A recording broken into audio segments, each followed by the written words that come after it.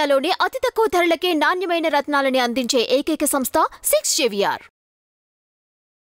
నమస్తే అండి, welcome to tree media devotion.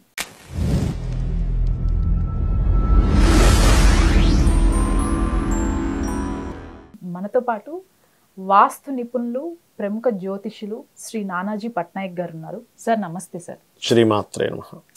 Sir చాలా రోజుల తర్వాత ట్రీ మీడియా ప్రేక్షకులకి చేయూత అనే ప్రోగ్రాం ద్వారా ఎవరైతే నిజంగా కష్టాల్లో ఉన్నారో, ఎవరికైతే అన్ని దిక్కులు మూసుకుపోయిన పరిస్థితి, ఒక మంచి హస్తం కోసం చూస్తున్నారో వారికి ట్రీ మీడియా డివోషన్ వేదికగా మీ చేతుల పైనగా ఒక మంచి ప్రోగ్రామ్ అనుకున్నాము. అది అంటే ఎప్పటి నుంచో అనుకుంటున్నాము, ఇవాళ కార్యరూపం దాల్చింది. దేనికైనా అమ్మవారి అనుగ్రహం కావాలి కదా. అయితే సార్ ఈ రోజు మన ముందు విజయలక్ష్మి ఉన్నారు. తను కడప డిస్టిక్ నుంచి వచ్చారు. విజయలక్ష్మి, నీకేంటమ్మా ప్రాబ్లం ఏంటి, ఒక్కసారి మన గురువు గారికి, నానాజీ పట్నాయక్ గారికి వివరించు. ఉన్నది ఉన్నట్టుగా క్లియర్గా చెప్పండి అమ్మా. ప్రాబ్లం అనేది ఏమీ మీరు భయపడకండి.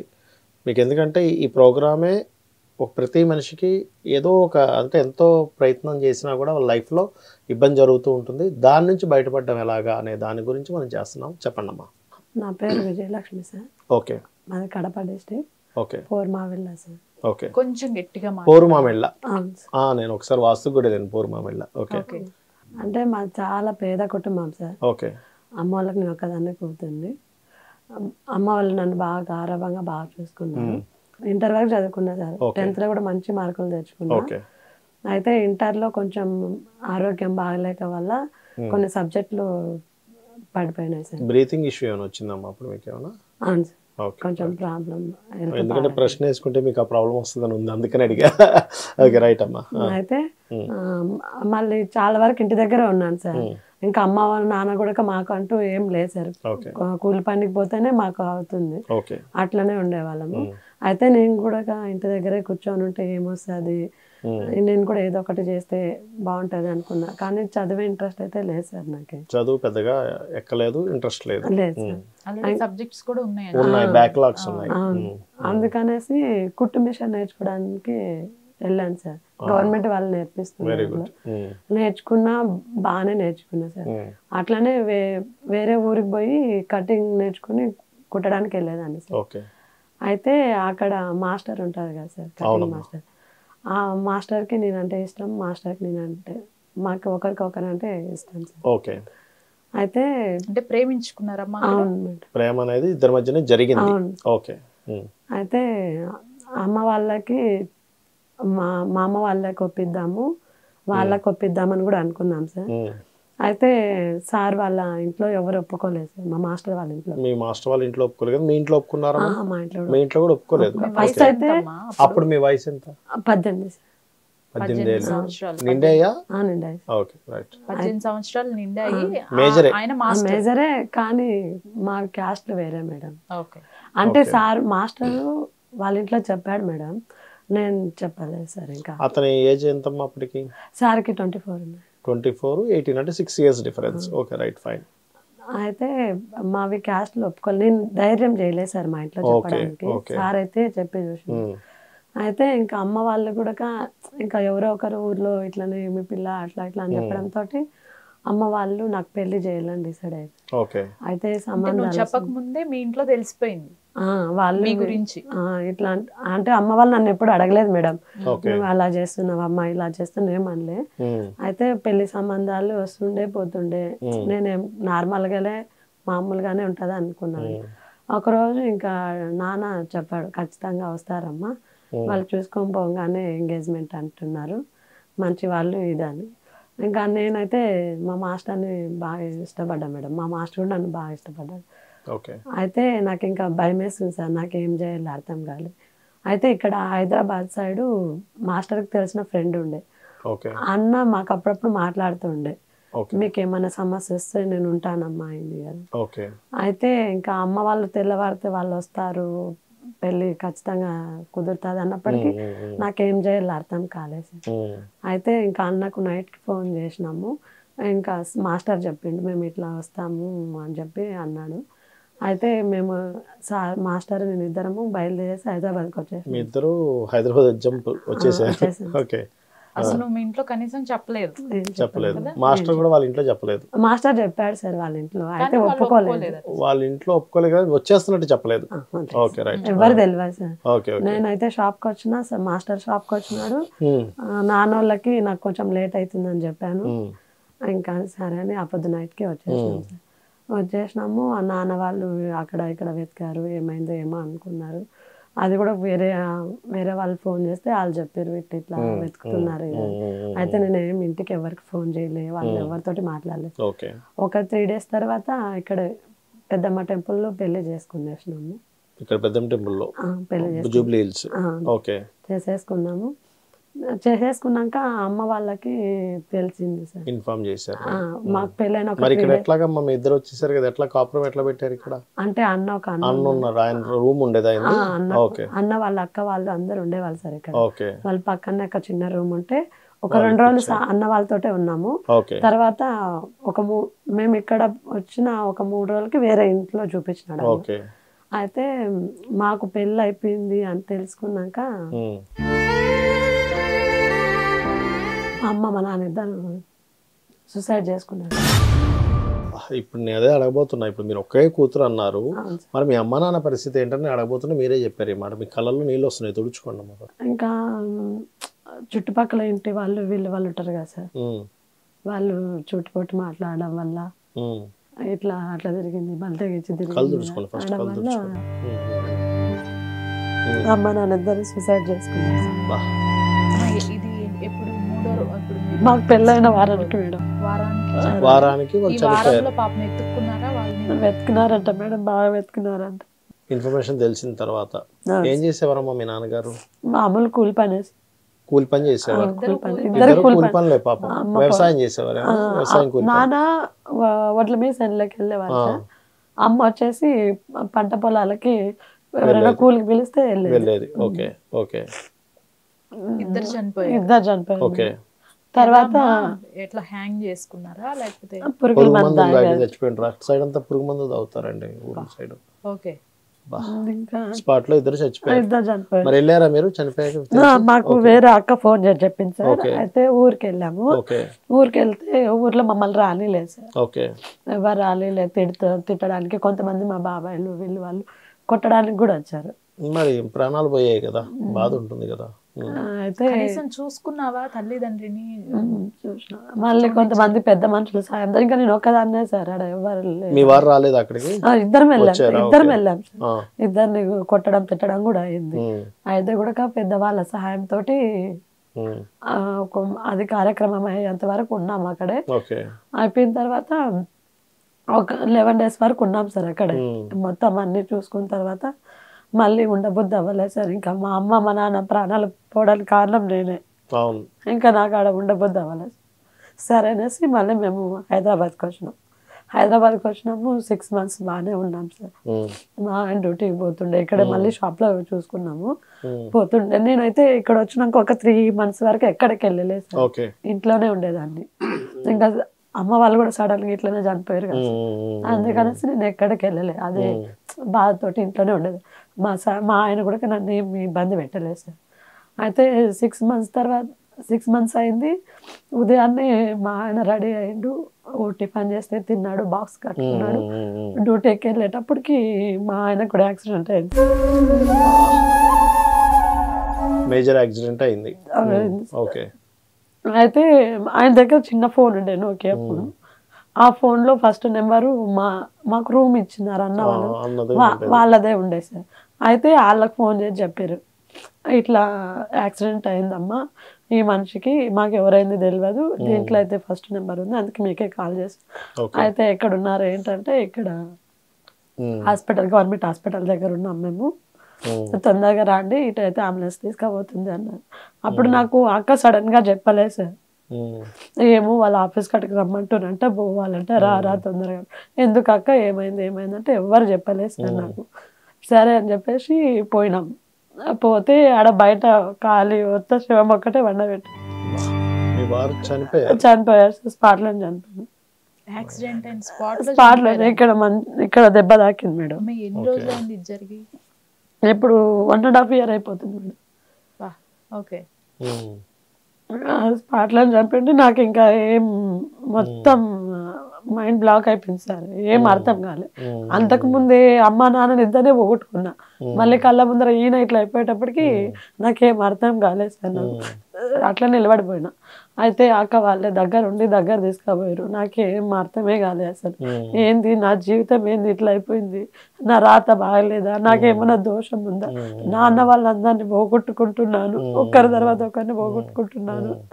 మస్తు బాధ అనిపించింది. ఇప్పుడు ఏం చేస్తున్నావు విజయలక్ష్మి? నువ్వు మా బాధపడకు విజయలక్ష్మి. ఇవన్నీ దాటుకొని నువ్వు ఇక్కడి వరకు వచ్చావు కదా, బాధపడకు. ఇప్పుడు ఏం చేస్తున్నావు నువ్వు? ఏం చేస్తలే మేడం. ఇంకా అవి రెండు నా కళ్ళతో నేను చూసినప్పటి నుంచి నాకు ఆరోగ్యం మంచిగా అనిపిస్తలే మేడం. ఊరికూరికనే పడిపోవడము. ఇప్పుడు ఎక్కడ ఉంటున్నావు? ఎవరు తోడుగా ఉంటున్నావు? ఎవరు లేరు మేడం, ఒక్కదాన్నే ఉంటున్నా. అన్నప్పుడు కొన్ని రోజులేమో అన్న వాళ్ళు ఉండే అన్నా కదా మేడం, అన్నకు వేరే ఊరికి జాబ్ ట్రాన్స్ఫర్ అయిపోయింది. వాళ్ళు ఉన్నప్పుడు కొంచెం అన్న ధైర్యంగా ఉండే మేడం. ఇప్పుడు వాళ్ళు కూడా వెళ్ళిపోయారు, ఎవరు లేరు మేడం, ఒక్కదాన్ని. కాదమ్మా, మరి ఇప్పుడు ఇంటి రెంటు, తినటానికి దానికి ఎలా చేస్తున్నావు? అప్పుడు వేరే షాప్ లో చేస్తుండే కదా మేడం, వాళ్ళతోటే చేస్తా. కానీ నాకు ఏం చేయబోద్ది అవుతుంది మేడం. అసలు బ్రతకాలన్న ఆలోచన కూడా అనిపించలేదు. కాకపోతే చచ్చిపోయేదానికి కూడా ధైర్యం లేదు మేడం నాకే. అలా కదమ్మా, ఇప్పుడు ఒక విషయం చెప్తానండి. నేను అనేది ఏంటంటే, మీకు ఇంకా లైఫ్ ఉంది, అవునా కదా? లైఫ్ ఉంది, మీ చేతిలో ఒక వర్క్ ఉంది. ఇది మిషన్ ఏదో నేర్చుకున్నా అన్నారు కదా ఇందాక, ఉంది. ఓకే, ఇప్పుడు మీరు ఇట్లా బాధపడుతూ ఉండి లైఫ్ సాగించడం కంటే కూడా మళ్ళీ రీస్టార్ట్ చేసుకోవచ్చమ్మా మీ లైఫ్ని. గుర్తుపెట్టుకోండి. అంటే మీకు జరిగినటువంటి సంఘటన ఏదవుతుందో చాలా బాధాకరమైన విషయం. మీరు ఇందాక చెప్పారు ఇట్లా లవ్ మ్యారేజ్ చేసుకున్నానండి, వచ్చేసానండి అని. ఇప్పుడు మీకే ఒక పాపో బాబో ఉన్నాడు అనుకుందాం, కాసేపు ఉండి వాళ్ళు అట్లా చేస్తే, వాళ్ళు ఇప్పుడు అట్లా చేస్తారంటే మీకు ఎట్లా ఉంటుంది? అంటే ఒక రకమైన నేను ఎందుకు చెప్తున్నా అంటే అమ్మ, ఇప్పుడు చాలామంది వీక్షకులు కూడా చూస్తుంటారు కదా, వాళ్ళ కోసం చెప్తున్నా, మీకోసం కూడా కాదు, మీకోతో వాళ్ళతో పాటు కూడా. ఎందుకంటే ఒక సింగిల్ చైల్డ్ అన్నారు కదా మీరు, ఒకే పాప అయినప్పుడు వాళ్ళకి ఎంత బాధ కలిగితే వాళ్ళు అట్లా చేస్తుంటారు. సరే, అది అట్లా వదిలిపెడితే మీకు సరే ఇష్టపడ్డ వ్యక్తి అవతల వాళ్ళు యువతల వాళ్ళు ఒప్పుకోవట్లేదని ఆయన ప్రేమగా తీసుకొచ్చి పెళ్లి చేసుకుంటే ఇట్లా జరిగింది. ఇన్ని చూసారు లైఫ్లో. ఇక్కడికి మీరు ఇట్లా ఉండిపోవడమో, లేకపోతే నేను ఏంటి ఇట్లా అయిపోయాను మానసికంగా కానీ అన్ని విధాల బాధపడుతున్నారు కదా, ఇక్కడ నుంచి మీరు మళ్ళీ రీస్టార్ట్ చేసుకోవడానికి మీలాంటి వాళ్ళ కోసం ఈ ప్రోగ్రాం పెట్టడం జరిగింది. అంటే ఒక మనిషి తన లైఫ్ను మొత్తం కోల్పోయాక కూడా కొంతమంది ఎవరైనా చేయూత కనుక ఇవ్వగలిగితే వాళ్ళ లైఫ్ ఖచ్చితంగా బాగుంటుంది అనేటువంటి భావనతో ఈ ప్రోగ్రాం, ఈ చేయూత అనేటువంటి మా చేయూత అనేటువంటి ప్రోగ్రామ్ అనేటువంటి స్టార్ట్ చేయడం జరిగింది. కాబట్టి ఇప్పుడు మీకు ఎటువంటి హెల్ప్ దొరికితే ఏం చేసుకుందాం అనుకుంటున్నారు? సార్, అసలు ముందుగా తన సమస్య అంతా విన్నాము. ఈవిడికి మన సైడ్ నుంచి ఒక చేయూత అనేది ఏర్పాటు చేయాలంటే మనం ఏం చేయొచ్చు సార్? మనం ఈవిడికి జస్ట్ ఇప్పుడు ఎట్లా ఉంటుందంటే మేడం, కొంచెం ఏదైనా ఒక చిన్నది స్టార్ట్ చేయడానికి ఎంతో కొంత మినిమం అమౌంట్ ఉండాలి మేడం, ఎవరికైనా కూడా. ఇప్పుడు చిన్నగా ఏదైనా అమ్ముకోవడానికి కూడా కొంత అమౌంట్ కావాలి కదా. అట్లా అయితే ఒకటేంటంటే అమ్మ, మీరు ఏమి చేయగలరు అనేది ఫస్ట్ ఒక క్లారిటీ తెచ్చుకోండి. ఇప్పుడు చాలామంది ఏం చేస్తారంటే, సరే ఏదో జాబ్ చేస్తారు, లేదా చిన్నగా ఏదైనా అమ్ముకోవడం, అంటే కూరగాయలను రకరకాలు అమ్ముతారు కదమ్మా. ఇప్పుడు ఫ్యాన్సీ షాప్ పెట్టుకుంటారు, రకరకాలు ఉంటాయి. మీకు దేని మీద ఇంట్రెస్ట్ ఉంది? యాక్చువల్గా చార్ట్ ఉంటే మనం చెప్పొచ్చు, మీరు ఈ రంగంలోకి వెళ్తే బాగా రాణిస్తారు, ఈ రంగంలోకి వెళ్తే ఇబ్బంది పడతారని చెప్పొచ్చు. మీదేమో డేట్ ఆఫ్ బర్త్ లేదు యాక్చువల్గా కదమ్మా, ఉంటే అదంతా చెప్పేవాళ్ళు. ఇందాక అందుకని ప్రశ్న వేసుకొని చూస్తే మ్యారిటల్ డిస్టర్బెన్స్ అన్నీ ఉన్నాయి మీ జాతకంలో, ప్రశ్నలో. అయితే మేమనేది ఏంటంటే, ప్రోగ్రామ్ తరపున ఇప్పుడు మీరు వచ్చి ఇంత ఇబ్బంది పడుతున్నారు కాబట్టి జెన్యూన్ పీపుల్కి హెల్ప్ అవ్వాలి. జెన్యూన్గా ఎవరెవరైతే ఇబ్బంది పడుతున్నారు, ఇక్కడ ఎలా ఉంటుందంటే మా సొసైటీలో చాలామంది మంచి వాళ్ళు ఉన్నారు. మనం ఎంతసేపు అందరూ చెడ్డవాళ్ళు అనుకుంటాం, అట్లాగా చాలామంది అరే ఎవరికైనా ఇబ్బంది ఉంటే నేను హెల్ప్ చేస్తాననే వాళ్ళు ఉన్నారు. ఎక్కడైనా హెల్ప్ దొరికితే బాగున్నానని ఎదురు చూసే వాళ్ళు ఉన్నారు మీలాంటి వారు. వారి కోసం ఈ ప్రోగ్రామ్ డిజైన్ చేయబడింది యాక్చువల్గా. సో మీకు మా తరపుని ఏదైనా చిన్నపాటి మాకు కొంతమంది స్పాన్సర్స్ ఉంటారు, వాళ్ళు ఇట్లాంటి ప్రోగ్రామ్ చేయండి అని, మేడం గారు కూడా ఇట్లాంటి ప్రోగ్రామ్ చేస్తే బాగుంటుంది కదా, 10 మందికి మంచి జరగాలి అనేటువంటి సదుద్దేశంతో చేయడం జరిగింది. కాబట్టి ఏంటంటే మా తరపున మీకు కొంత హెల్ప్ అనేది జరుగుతుంది. రెండవది ఏంటంటే ఇక్కడి నుంచి మీరు ఒక ప్లానెడ్గా వెళ్ళండి.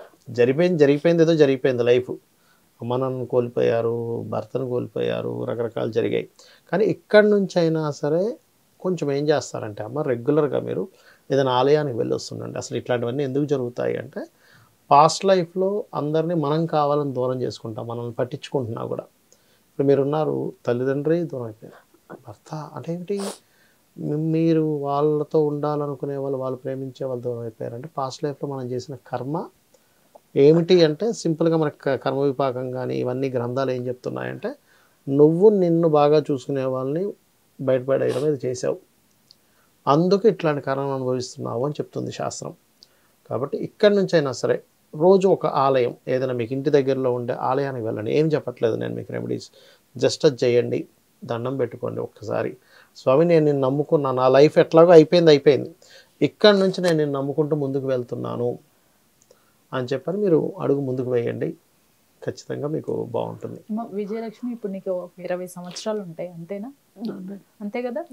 ఇప్పుడు 18 సంవత్సరాలు అప్పుడు చేసావు, 20 సంవత్సరాల్లో ఈ 2 ఏళ్లలో అన్నీ చూసేసావు, అంతే కదా.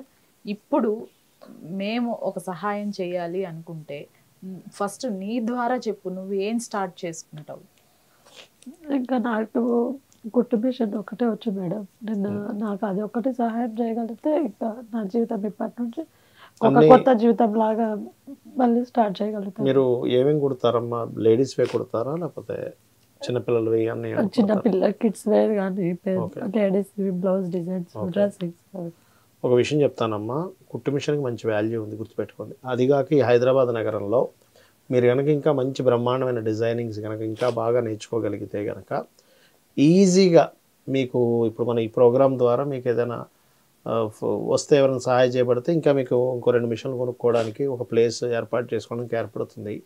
మంచిది కనుక పెట్టుకోగలిగితే చాలా మంచి లైఫ్ మీరు లీడ్ చేయొచ్చు. ఎందుకంటే అవసరం, సిటీలో చాలామంది కావాలి, ఎంతో చూడండి చాలా బాగా ఉంటుంది. కాబట్టి don't worry.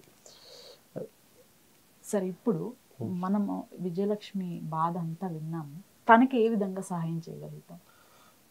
First of all ఏంటంటే అమ్మ, ఈవిడ ఇందాక మన దగ్గరికి వచ్చినప్పుడు సార్ నేను ఈ మధ్య తినడానికి కూడా ప్రాబ్లం అవుతుంది అన్నది ఈవిడ మన దగ్గర స్టార్టింగ్ ఇంటరాక్ట్ అయినప్పుడు, మనకి ఇంకా కెమెరా పెట్టకముందు ఎపిసోడ్.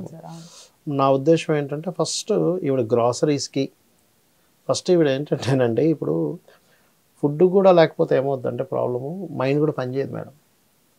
అందుకని ఫస్ట్ అమ్మ మీకు ఈ గ్రాసరీస్కి వాటికి మేము మీకు కొంత అమౌంట్ మీకు ఇస్తున్నాము, మీరు దీన్ని వాడుకోండి. మీ కుట్టు మిషన్కి కానీ వాటికి కానీ స్పాన్సర్స్ కొంతమంది అంటే వాళ్ళు సహృదయంతో చేస్తారు. మీరు కరెక్ట్గా దాన్ని నిలబెట్టుకొని మీరు అరే ఈవిడ అసలు ఇంకేం చేయలేదు అనుకునే స్థితి నుంచి ఇంత మంచి స్టేజ్కి వెళ్ళిందా అనేటువంటిది మీరు నిరూపించగలగాలి. అంటే మీరు కష్టపడట్లా. ఇది కూడా ఇది తీసుకోండి. అమ్మవారాన్ని ప్రసిద్ధిరస్తు. అమ్మా, ఇప్పుడు నీకు గురువు గారి చేతుల మీదుగా సార్ ఇచ్చిన అమౌంట్ అది నీకు నిత్యావసరాలకు కానీ ప్రజెంట్ ఏదైతే ఉన్నాయో వాటన్నిటికీ పనికొస్తుంది, ఓకే. బట్ కానీ మనకి ఈ ప్రోగ్రామ్కి, మా చేయూత ప్రోగ్రామ్కి 6 JVR వారు స్పాన్సర్ చేస్తున్నారమ్మా. ఈ 6 JVR వారి తరపు నుంచి నీకు కుట్టు మిషన్కి అయ్యే ఖర్చు, స్వయంగా కుట్టు మిషన్ అనేది మా టీం మీకు ఇవ్వటం జరుగుతుంది, ఓకే. ఆ కుట్టు మిషన్ ఇవ్వటమే కాకుండా దాదాపు ఒక 3-4 నెలలు మీ పైన, అంటే ఈ ప్రోగ్రామ్ అయిపోయిన వెంటనే వదిలేయటం అయితే ఏం జరగదు. ఆ కుట్టు మిషన్తో మీరు వర్క్ చేసుకొని మీకు ఒక బాసట కల్పించే వరకు మా టీం అయితే మీకు తోడుగా ఉంటారు, ఓకే. అయితే సార్, ఇట్లాంటి సమస్యలు అసలు జనరల్గా ఎవరికి రాకూడదు. అంటే వెంట వెంటనే ఒక మనిషికి అన్నీ వచ్చి మీద పడితే ఉక్కిరి బిక్కిరి అయిపోయినట్టు. ఇట్లాంటి సమస్యలతో ఈవిడ ఒక్కటే కాదు చాలా మంది బాధపడుతూ ఉంటారు. అవును. అసలు జనరల్గా సరే ఏమైనా పరిహారాలు ఉంటాయా ఇట్లాంటి అసలు అంటే ఈ సమస్యలకి? యాక్చువల్గా ఇదేంటంటేనండి కొన్ని గ్రహాలు అందులో ముఖ్యంగా శని కానీ గురువు కానీ సింగిల్ అయిపోతారు. ఇప్పుడు చంద్రుడు కేంద్రం యోగం ఎట్లాగో అట్లా అలా సింగిల్గా అయిపోయి మహాదశలు కానీ ఏవైనా సరే బాగా ఇబ్బంది. ఇప్పుడు ఎందుకంటే ఇందాక ఆవిడ మనకి కనెక్ట్ అయినప్పుడు ఇప్పుడు జాతకం లేకపోతే నేను ప్రశ్న వేసుకుంటే లగ్నంలో రాహు సప్తమంలో కేతు ఉన్నాడు. సో సమ్ మ్యారిటల్స్ ప్రాబ్లం ఉంది ఇక్కడ అని అనుకున్నాను నేను. అనుకుని సమ్ ఏదో అంటే రాహు గనక చంద్రుడితో కలిసిన రాహు సింగిల్గా లగ్న సంబంధం వచ్చిన వాళ్ళు లైఫ్లో ఏంటంటే అసలు డ్రాస్టిక్ ఇబ్బందులు చూస్తారు. ఇప్పుడు ఈ అమ్మాయి చూసినట్టుగా. అలాంటప్పుడు ఒకటే దుర్గా అమ్మవారిని నమ్ముకోవాలి. ఇట్లాంటి సుడిగుండాల్లో పడిపోయినప్పుడు లేదా ఒక ఆలయంకి వెళ్ళి అమ్మవారి ఆలయం కానీ ఆంజనేయ స్వామి ఆలయానికి కానీ రెగ్యులర్గా వెళ్తే కనుక దాని నుంచి ఫస్ట్ మనోధైర్యం వస్తుందండి.